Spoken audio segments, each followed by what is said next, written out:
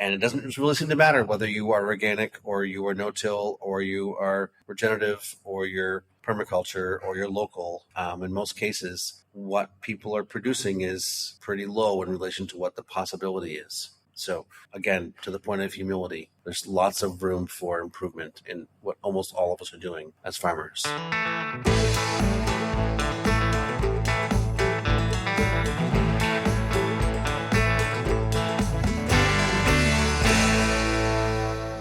Welcome back to another episode of the Force of Nature podcast.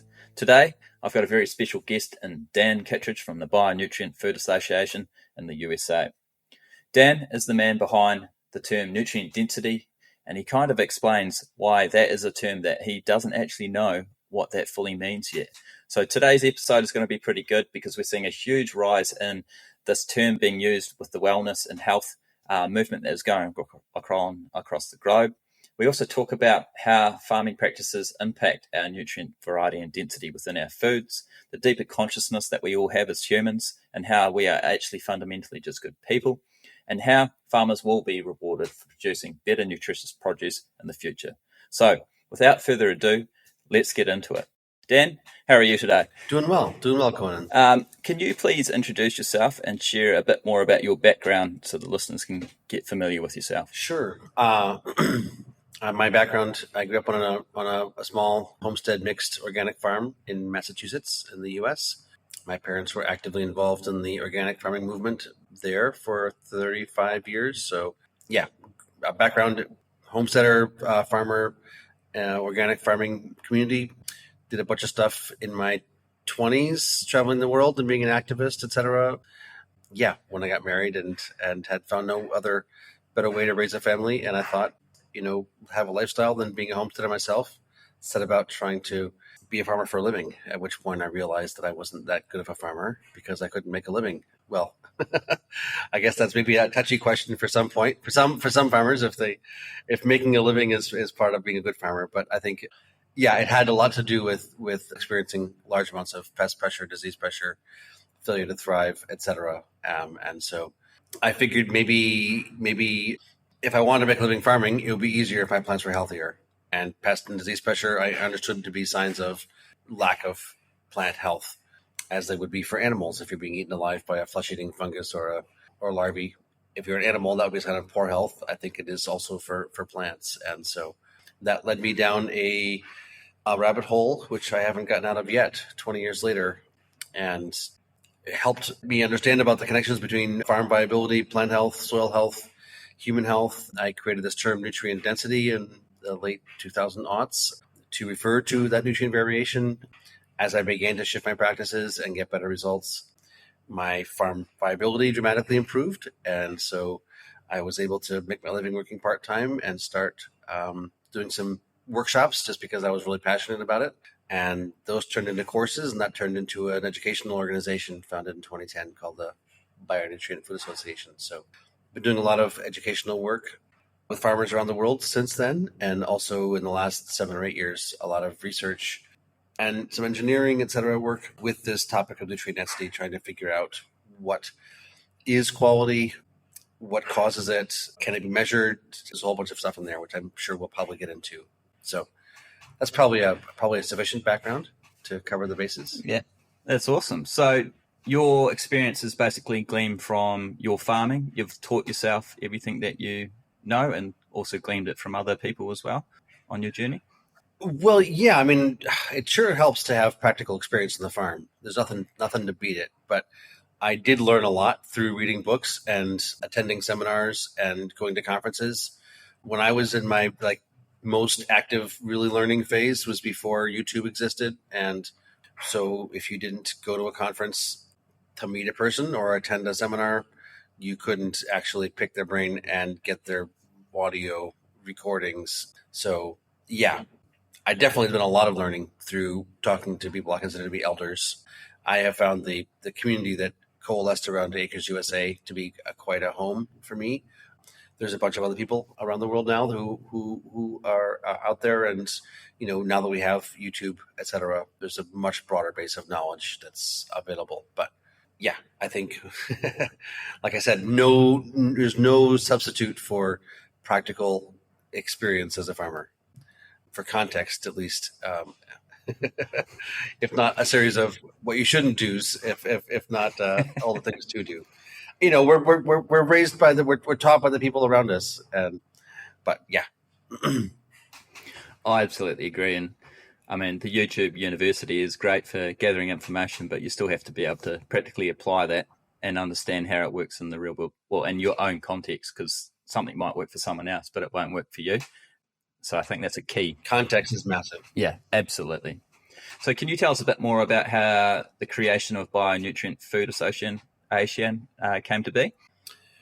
Yeah, well, when I was in my sort of, still trying to figure it all out and primarily trying to figure out how to make a living farming phase, I went to this conference called Acres USA, and I heard about this thing called brix there, and brix was, this really simple thing that you can use to assess plant health, and it also seems to correlate to relative nutritional value.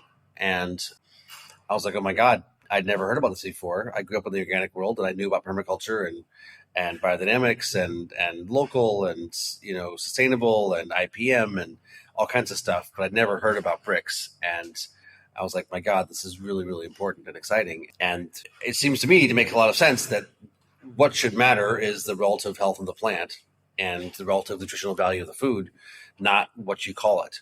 And so I said, where is this conversation happening? Where is there like an educational organization, conferences, et cetera, talking about this thing? And there wasn't one. So I said, what's the word for this?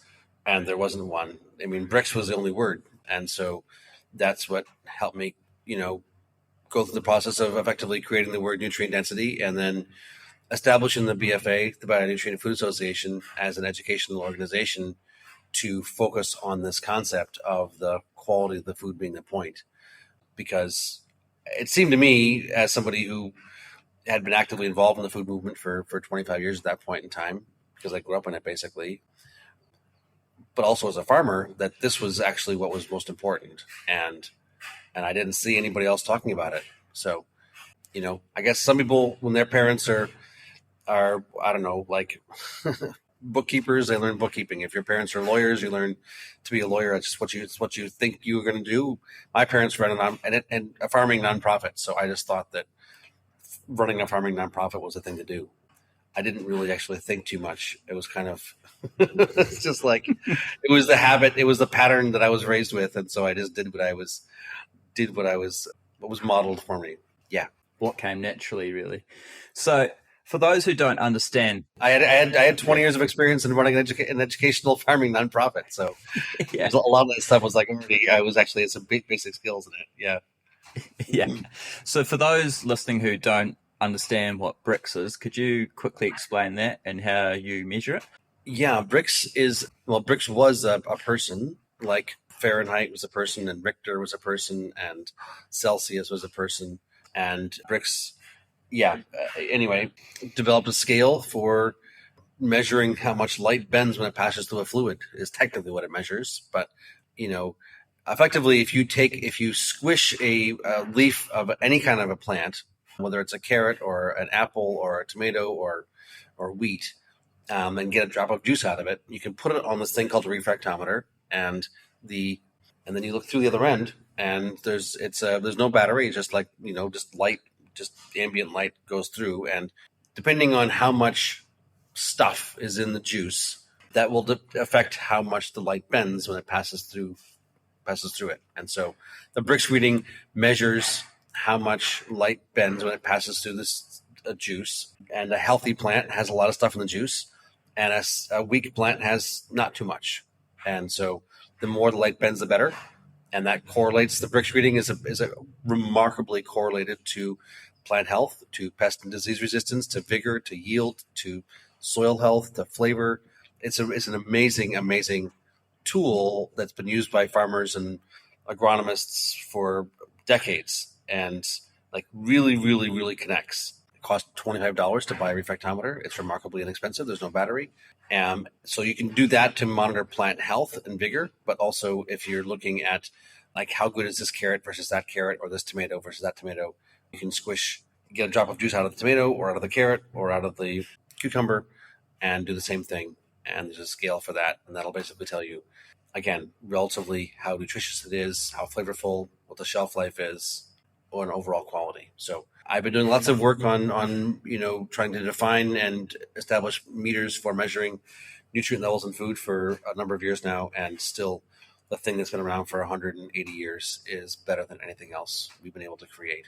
So I would, until we come out with a fancy meter, the brix refractometer is still the best thing out there for if you want a number to tell you how healthy your plant is or how nutritious that fruit or vegetable is. Yeah, and I think it's a fantastic piece of equipment to check how your management's going. So if you change something, to see if you're actually improving that plant's defense and health. Yeah. So it's a great tool, super simple to use. And anybody who thinks they're a good farmer or has a great garden, I would say this refractometer is a great way to get some context on how good of a job you're actually doing. The thing that people who know is that you want a brix reading of 12 in the juice of the leaf to just as a symptom of a healthy plant. And in many cases, people have brix readings of 3, 4, and 5. So, yeah, if you're willing to be humble and to learn, a great place to tell you how good of a farmer you are is to take a brix reading of your leaf of your plants. And if you have a low reading, it's not because the meter's broken. It's just because you're not actually that good of a farmer. And then if you're willing to be okay with that, then there's an amazing opportunity to become a better farmer. But if you think you're God's greatest gift, then you can move on and, you don't need to keep that conversation. Yeah, absolutely. And if it's low, you've got plenty of room to move up. So, and you're in good company, and you're in very good company. There's almost everybody else has low brix readings, so you're not out of out of the normative. Yeah, absolutely. And most of the brix readings I see are 3 to 5 on that lower scale. So it's very, very common here in New Zealand, particularly in the pasture-based systems that I work with. So nutrient density, this is the topic that everyone seems to be starting to talk about, but as you spoke about was it last week, this actually hasn't fully been defined what that means at, I guess, per crop level. Do you want to discuss this a bit in depth, what you're finding so far or what you're working on? Yeah. So we created this word nutrient density in an attempt to try to bring a conversation around this topic of the nutritional variation in food. And I use the example of a tomato. If people have had the experience of getting a tomato out of the grocery store in the middle of the winter and you know what that tastes like, and then maybe having a tomato off the vine in the middle of the summer and you know what that tastes like, I would say most people would say that there's a dramatic flavor difference in those two tomatoes. And I will tell you that dramatic flavor difference is a nutritional difference, that the one is different from the other, even though, governmental regulations say that if you're selling a tomato and you're putting a label on the back of the package saying what's in it, all tomatoes are uniform. In actual fact, there's a dramatic nutrient variation in food, and that does seem to really directly correlate to the plant's health, its pest and disease resistance, its positive or negative impact on soil carbon, on ecosystem function, its nutritional value, etc. So, we created this term to help to catalyze that conversation, and we've been doing a bunch of research starting pretty actively in 2017, 2018 to characterize that variation. Like, what is the scale of the nutrient variation in carrots and cucumbers and wheat and potatoes and blueberries, in iron and zinc and polyphenols and antioxidants, and what causes it. And we had this idea that you could build a meter that we could get a reading with a flash of light as opposed to having to squish a thing. So anybody could go to a point of purchase and just flash a light and get a reading. So we've been working for a number of years now. We've shown that nutrient variations are pretty massive, like 5 to 1, 8 to 1, 20 to 1, 40 to 1 between this carrot and that carrot, or this blueberry and that blueberry, depending on which nutrient you're looking at. So it's not a small variation. It sure looks like the causal factor is the level of soil health.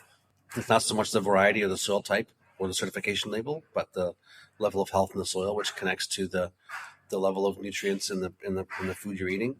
But to be able to say, this carrot is 80 out of 100, that carrot is 20 out of 100, or this steak is 60 out of 100, this carrot is 40 out of 100, from an overall perspective, which is where we want to get to, is something that we're still in the middle of that process on.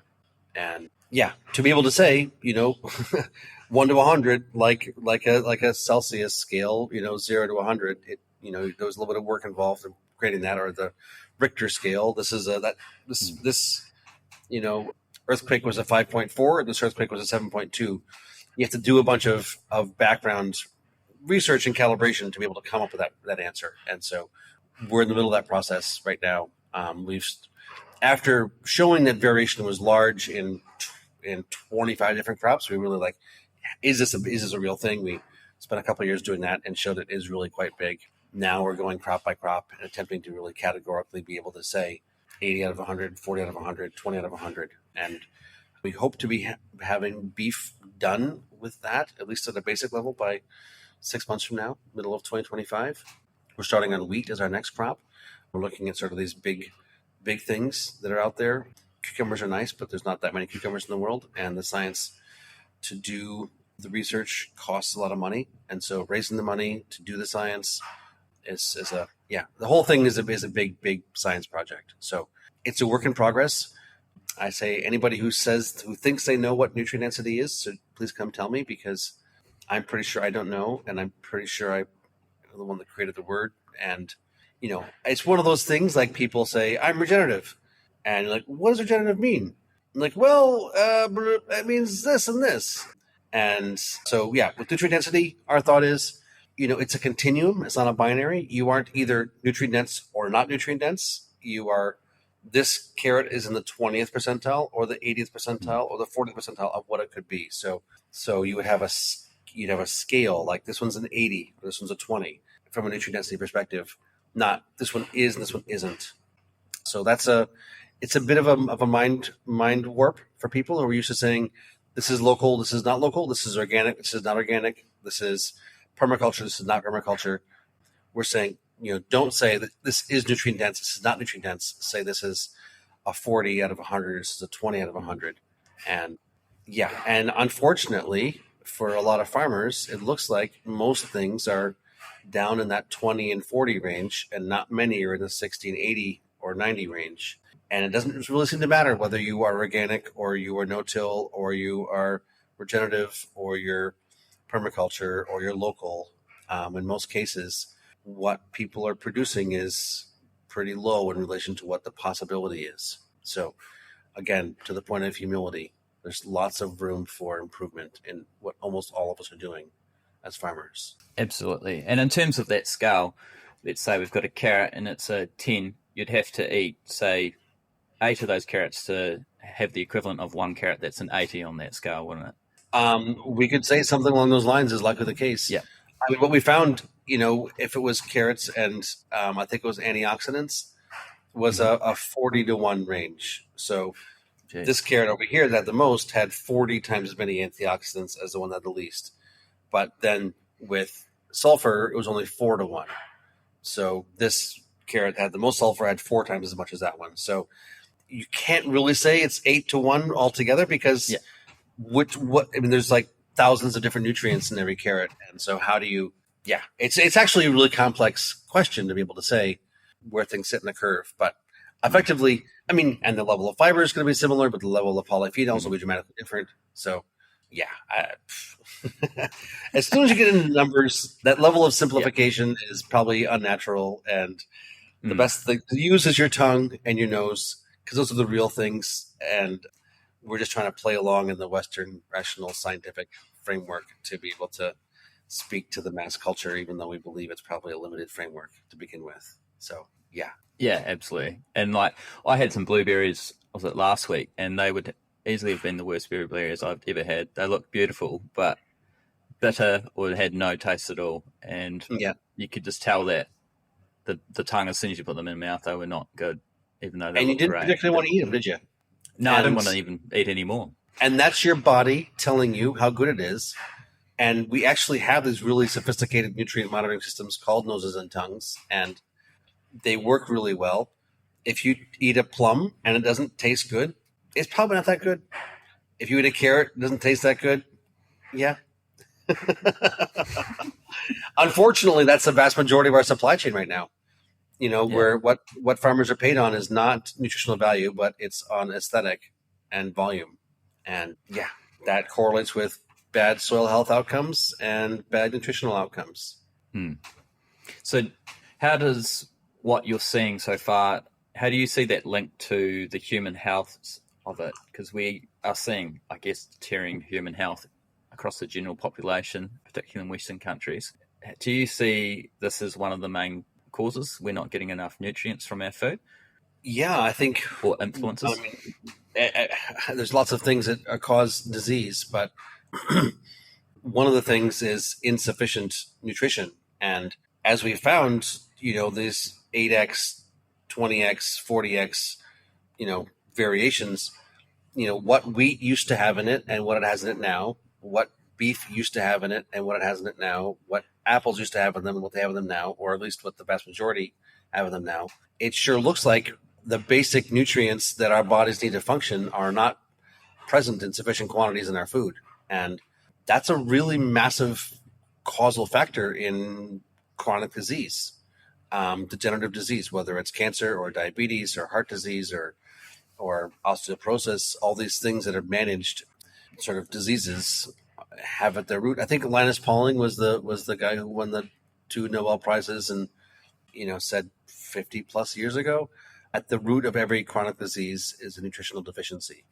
So while we may be getting enough calories, those who eat the modern Western diet, we're in almost all cases having severe deficits in core nutrients in our bodies, iron and zinc and stuff like that. Like, we just don't have enough magnesium.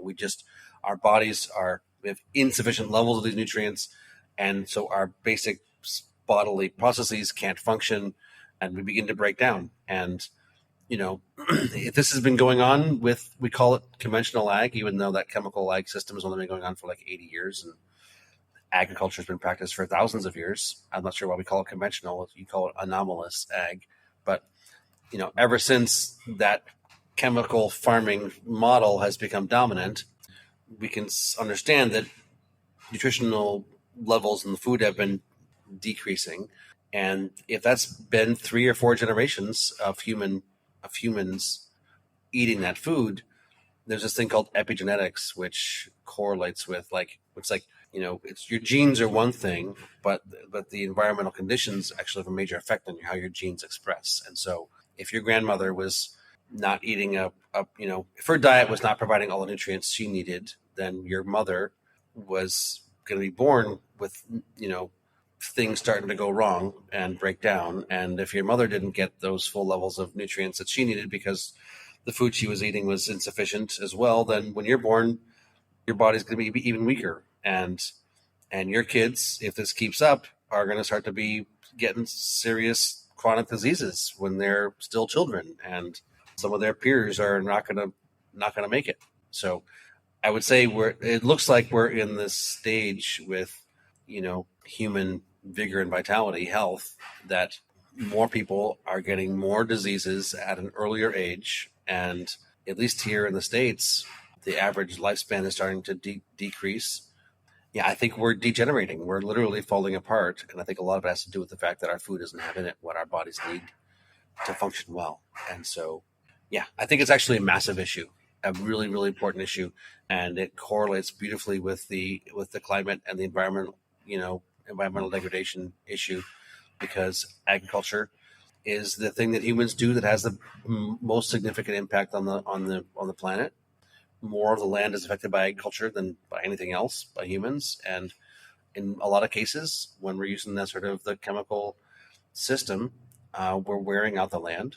We're causing these climate imbalances, and that food that's grown poorly, that looks nice, that doesn't have much flavor, is causing our bodies to fall apart. So our thought is, if we can help people choose the best food that's available to them, that'll incentivize farmers to focus on quality instead of volume, which will have a net effect of causing the environment to be healthier, because farming can have a totally positive impact on the landscape. It doesn't have to be negative. It could be entirely positive.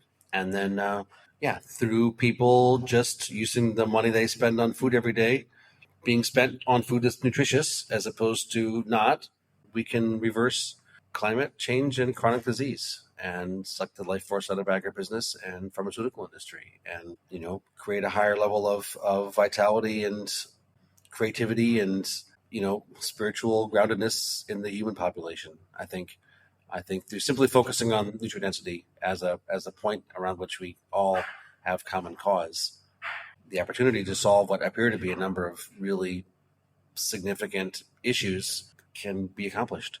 I totally agree on that. Is that the passion behind why you've gone down the nutrient density thing, or is it just kind of the path you've been led down from your experiences? Well, it all kind of is connected. Certainly feeling like I can put my shoulder to the wheel on something that could have a significantly positive impact is a great, it's a great feeling. I think most people, have a heart and care a lot and want to have a positive impact on the world, and they do, whether they're parenting or whatever their job is or whatever they do in the community. Most people get their sense of self-worth and value in some identification of how they're having a positive impact. So yeah, for me, it's really wonderful to be able to do something as a career that feels like it could actually have a meaningful impact. I think there's maybe a deeper level as well for me about the spiritual side of things, which I'm not sure if you want to go into, but I think it all is beautifully connected. I think it is too, and it's the part that doesn't get spoken about at all. I think in agriculture, it's kind of, there's a lot of people who, if you get them one-on-one, will talk about it, but they wouldn't be happy to talk in a big group unless it was a really safe space. Do you find that as well? It's interesting because I've been teaching courses now, about, I call it principles of biological systems, which is a kind of a wonky way to say how nature works. And I definitely try to stay wonky from science as long as possible, but I do end up on that topic of consciousness and spirit and the deeper things in life at the end of the course. And I start off with photosynthesis and just practical agronomy for the first number of hours of the course, and develop that safe space, I think, with people. But by the end, when I get done teaching, we're going pretty deep, and I'm amazed. I should stop being amazed, because it happens every single time. But it's always very impressive how almost every single person in the room, to a person, is very comfortable having deeper conversations than they normally do. I would say that almost everybody has an inner world, a deep inner world of deep thoughts and, a search for quest for purpose and for meaning and a metaphysics and a relationship with God, whatever they call it. I think just about everybody actually has that inner world, and it is pretty deep and it is pretty meaningful. And we just don't talk about it. We don't have words for it. For some reason, it's like not safe space to just, but, I think if you can get there, if you can get to that point with people, it's amazing. I think I just like pretty much everybody's really a good person, I mean, like it's so common to have the conversation, most people this and most people that, and like sort of, Americans are this way or men are that way, or, just whatever, these grand generalizations. People that live in the city are that way. People that are school teachers are all this, or, media people are, people that work for pharmaceutical industries are all that way. And like, actually, I'm pretty sure everybody's got like a family and, they care and they've got community and they got children, they got neighbors, and they want to do the right thing. And yeah, I'm pretty sure we're all good people. Like just about all of us really do want to do the right thing. And we have a deeper, world and life that we live in. And so, yeah, I find it very exciting. When I'm able to go there and I'm just sort of, I'm like, I've got a farm, I own my land. I work for myself. I don't answer to anybody, so I don't have to be worried about what I say. And like, I'm not going to lose my job, whatever. So I'm safe. I feel like I'm safe to like say things that maybe other people aren't safe to say in public. And it's taken a little while to get comfortable doing it, but I find it's really, really fun. And I think empowering to people to be part of that conversation, even if they don't necessarily need to say anything, just to feel like yeah. I love that you brought this up because it actually is so true. And I think it's a credit to you and your course as well that you enable people to, well, you can explain it in a way that people can connect to it. So you do very good metaphors so that it makes going from that jump from, I guess, agronomy to the consciousness and that deeper thinking, that people feel comfortable because then they can see it from their own point of view and can articulate it in that way. And like you say, that's what really excites me as well. Like you can see that everyone is good people and are trying to do their best. They just need to be able to realize that they do have all this potential and they can have this massive impact if they want. But quite often they need someone else to draw that out in them. So, yeah, I love what you're doing. And I love that your course actually has that deeper side to it as well. Because that for some people, that might be the moment that clicks for them. When I was young, I didn't talk about this earlier, but I did spend a couple winters up in the Himalayas. I had to ask a lot of deeper questions about what the purpose of life was and what are we all doing here. And I found I call it the science of the East. Basically, if you actually understand. For me, there was the Indian culture, the Vedic tradition, and I was like, my God, these guys for thousands of years have had a really deep scientific understanding of consciousness, and my Jesus, like, how come I never learned about this in school? And because I didn't grow up in the East, I grew up in the West, and we don't understand what they have to offer, and so I had the privilege of being able to figure that out fairly early in life and go and spend some time up in the Himalayas and really get deeply exposed to that whole perspective. And it's certainly colored the rest of my life. But I try to bring it to what I do as much as possible, because I think it's just got so much value. I think those of us who were brought up in the Western cultural perspective have certain things where we know a lot about, like the physical plane, science and all that kind of stuff of the physical plane, chemistry and physics and biology and how the world works. We kind of have that as a comfortable context. But in the East, they've got a whole science of some of the deeper levels of things. And if you understand it as a science, like a cause and effect, like do this happens, do that happens. There's an order and structure to things, and it can be understood and it can be explained and it can be, practiced and delved into. I find it very, very empowering, and it's not like it's this black box and it's just sort of random and haphazard and like what's going on. It has been understood by other humans in the past, and they have put it together into a framework that we can all download and access in the same way we can figure out how many protons and neutrons there are in a calcium and a potassium, Yeah.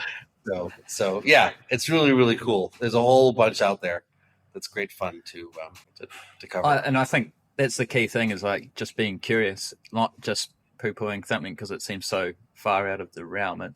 I think if you've got an open mind and you can start seeing these concepts, it makes you more inquisitive, and then you start learning things that have been done for thousands of years, and you're like, why have we lost this, or why don't we practice this in what we do? Because it does work and there is science behind it. Yeah. You know what? A lot has already been figured out by people in the past. And I think we would do well to spend a little more time, understanding what our elders already have known, rather than trying to jump into realms that, I don't know. I think humans have already figured out a lot about the important things in life. That's my experience, at least. There's just like, we pretty much know everything we need to know to be completely successful, being good people, and be wonderful stewards of the land and good citizens in our communities and cultures. And can we start there? Can we start doing the basic things of life well? And then once that's covered, maybe we can talk about AI or I don't know, whatever else, but like, yeah. Yeah, I have the same view. Every time I work with people, I just say that what I learned is nothing new. It's what has been done in the past. Maybe that's how your granddad or something farmed. Like, I'm not teaching anything new. It's just a revision back to what we used to do. And if we do that well, it should set us up for success, and then we can integrate technology as needed, or if it is needed at all. So I think, yeah, it's a really key point, is that we actually have a lot of the tools already to be very successful as farmers, and I guess people that work with farmers and as human beings in general. We don't need to be looking for that next shiny piece of technology to solve our issues, when a lot of it's actually just scaling things back a bit. We don't need genetic modification and insecticides and fungicides Yes. and fertilizer. We actually already know how to work with nature to cause plants to flourish. Right? Humans have been doing it for a very long time. We have all the modern science to explain it, microbiology and biochemistry and biophysics. We can understand how powerful nature is and how simple it is as a farmer to work with nature to cause things to flourish. We don't need all these newfangled technologies, which in almost all cases are detrimental and expensive and cause our farms to be less well. We actually it's really about understanding the wisdom that's already been accomplished and working with nature's ways. Yeah, exactly. To bring it back to a practical point. Yeah. Well, that's good, because in New Zealand at the moment we're having the GE conversation, and it's basically been driven from what I feel as a climate change or emissions profile point of view, and we don't actually need it. Like, I don't get why people are buying into it, because it's just another thing for a farmer to have to pay for on top of what they're already doing. But realistically, if they just scaled things in a way that works with the land and in a way that will actually improve the nutrient density of that produce that they're producing, they should actually have all those issues solved. Yeah, I mean, all these things that are sold, one of the things that big businesses have is a good marketing budget. And Yeah. there's really good marketers out there, and the science of like propaganda and how to manipulate people's minds and to pull on their heartstrings and engage in, these shallow surface storylines that are manipulative is really sophisticated. So that ability to try to sell something through a cunning manipulative storyline is just how the stuff works. And yeah, you're being sold a bill of goods, and good luck pushing back and holding the line. I mean, some countries have, and I wish you luck in it. But I can tell you with great confidence, it's entirely unnecessary, counterproductive, and like a lot of things, it's going to end up costing a lot of money and have a lot of these technological innovations, which were sold as like, oh my God, finally we have the answers. It's really just a company trying to sell you something, guys. If you work with nature, we don't have problems in the first place. It's a question of how well are we working with nature, not how much can we impose ourselves on nature. We have it wrong when we think that we have the answers. What we need to understand is that nature has the answers, and our job is to learn and understand and work with nature. That's where solutions occur, not through imposing our will on nature and manipulating nature. I completely agree. And one thing I always say is nature's got way deeper pockets than us as farmers have. So we continue to try and smash her and tame her. Eventually she's just going to come back and win. So nature is the reality we're living in. We're not living in a chemistry set. We're not living in a little test tube. We're living in life. We're living in nature. And when we're in harmony with nature, we flourish. And when we're out of harmony with nature, we die. And you can attempt to impose your will, but that is just going to functionally suck your life force, and you're going to be weaker because of it. And your children will. So think about these things deeply. Yeah. So with your research, I guess on the back of that, you're actually testing all the crops, but you're also understanding what the farm practices that go into that as well. Are you seeing any differences within that having a direct result? Because people will say, I'm conventional, I'm organic, I'm better than you, I'm regenerative, I'm better than you. Is that what you're actually finding? What we're finding is that farmers who are able to maintain high levels of soil health produce crops that are more nutritious. And that maintaining high levels of soil health does not correlate with being certified organic or being regenerative or being biodynamic or being local. It correlates with soil health. And just because you cover cropped does not mean you have high levels of soil health. Just because you use compost does not mean you have high levels of soil health. Soil health only comes when you have a whole suite of dynamics occurring simultaneously. And that, we got many examples where the large farmer 2,000 miles away who was not certified organic, who was using, synthetic chemicals, but in strategic moderation as part of a balanced management practice, was getting better results than your local small organic farmer. So, none of the labels or individual practices seems to correlate with nutrient density. It seems that the ability of the farmer to work holistically with the land to cause it to be functioning well is what's causing those increases in nutrient levels. So for a farmer who doesn't really understand what you're saying, what is, I guess, their best way to start thinking holistically about their land so that they can move towards that with their current practices? The easiest way to start thinking about it, well, I would say the easiest thing to think about is that nature has been growing plants for hundreds of millions of years, and without any fertilizer or any inputs that we would consider to be inputs, uses air and water and stuff like that. That it seems to be it's the microbes that are at the bottom of the food chain that are required for plants to be healthy, and effectively the greater the vigor and the vitality of the microbiome, the more microbes there are flourishing, of more diversity and more kingdoms in that soil, in that plant, the healthier the plant is. And so you're not, I would say, raising a plant, you're managing an environment where the microbes can flourish. And that's the primary responsibility of the farmer. When I teach my course is what I teach people. And so there's some basic environmental conditions that are required for microbes to be able to function well. They need air to breathe. They need water to drink. They need food to eat. They need some basic minerals to build their bodies out of. They themselves must be there. And only when all those things are present would you expect them to be functioning well. If there's no air, they're going to die, even if it's only for a week. If you have no air in your soil, if it's too tight, the microbes will asphyxiate, and then you've had mass die off, and you got to build up from there.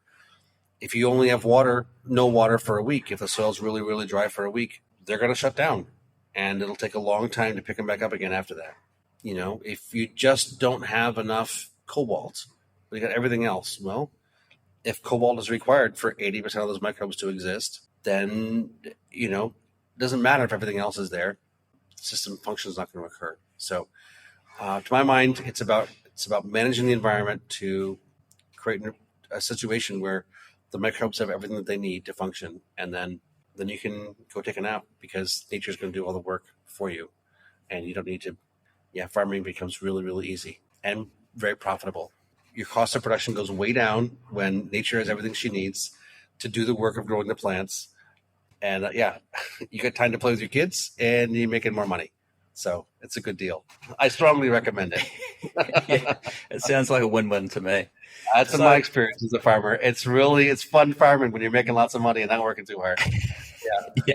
I think that's the dream for every farmer at the end of the day. And it's true. It's possible, guys. It's totally possible. Yeah. Exactly. So if the listeners want to connect with you or learn more about your work, where would be the best place for them to go, Dan? Well, our website is bionutrient.org. If you are interested in the research side of things, bionutrientinstitute.org. We have a YouTube page. Just look up Bionutrient on YouTube. We've got I think that's what's it called, a channel. We've got various social media like Instagram and Facebook and stuff like that. Just the usual electronic interfaces. The course that I teach has, there's a couple versions of it on YouTube, on our channel and others. If you look up Dan Kittredge, you'll find it in various places, part 1 through 9, I think it is in most cases, 1 through 8.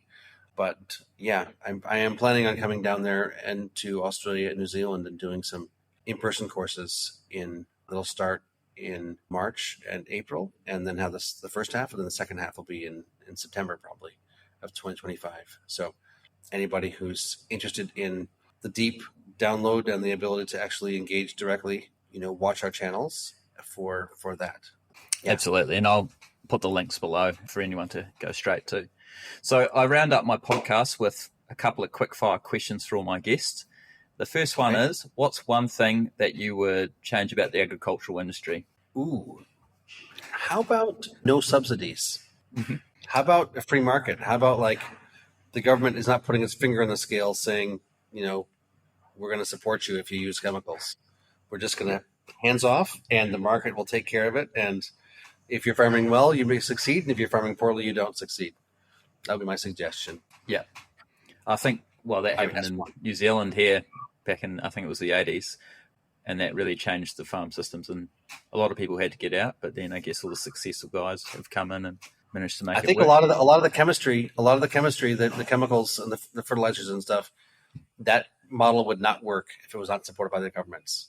I think the governments are absolutely propping up that model, which is killing the environment and causing our food to be insufficient for our children. So they just stop doing it. Stop supporting the chemicals. Yeah. And if people have better nutrition, there'd be less requirements on the healthcare side as well from the government. The cost of healthcare will be dramatically lower, and the function of our workforce will be much higher. Lots of benefits could accrue if our food was of higher quality. Yeah, absolutely. So if you're looking back at your younger self, what's one piece of advice you'd give? Maybe believe in yourself more. Trust yourself. Yeah, don't be so insecure and things. I don't know. when I have, if there's an inspiration that comes to me, if there's an idea, there's a passion, that's what I'm here to do. And I shouldn't feel self-conscious about it or guilty or anything like that. I should just go with it and run with it. I think we're all sort of channels for the divine. And when we have inspirations and passions, that's our unique gift, our unique calling coming through. And we don't need to get in our head about it. Just go for it and take steps and you'll be supported. Yeah, absolutely. And I like the saying that don't take criticism from someone you'd never take advice from. And we always beat ourselves up about that. And it's something I try to just remember all the time. Just don't worry about it. Keep moving. Yeah. So what's something that's exciting you at the moment, Dan? What's exciting me at the moment is this concept of having land available for anyone on the planet that wants it. Land tenure, occupy the land, I call it. Yeah. How about if we're citizens in a democracy and the government is supposed to respond to us and support us because we are the citizens and we are the people who make up the country, that anybody who wants gets access to an acre, that they can have a simple house and enough land to provide for their family on.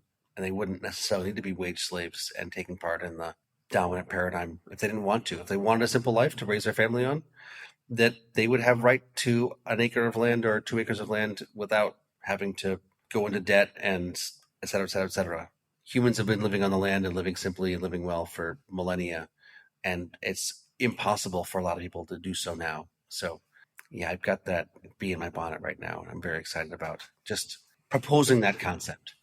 Yeah, exactly. And we're seeing quite a big swing to homesteading again, but obviously you have to pay for the land, and generally land like that is worth quite a lot of money, particularly in New Zealand. And you have to go through all these ridiculous hurdles for laws, for regulations, for permits, for everything else. And humans have lived for a long time really simply just fine. We don't need all this government oversight and regulation and hassle. We don't. It's not necessarily beneficial. Yeah, it's all playing to that lowest denominator, and when the majority of us actually can thrive without needing that. Yeah. So finally, what is a force of nature to you? What is a force of nature? Yeah. How would you define that? Love is the force of nature. I mean, nature, God, universe, love, I think are all synonyms. And I think the foundational force in nature is love. I think it's the force of attraction. It's the force that brings us all together. It's the force that provides the experience of pleasure. And if we simply follow that deep fulfillment within, that will draw us together. And that's all there is, really. Love is all there is. That's absolutely beautiful, Dan. So I think it's a great way to finish the podcast. I really appreciate you taking the time to chat to me today and be really authentic and share your knowledge and your wisdom with me and the listeners. So yeah, thank you very much. My absolute pleasure. Yep. Good to meet you, and thanks for putting me up there last week. And yeah, good luck with all your work. No worries. You're always welcome at my place.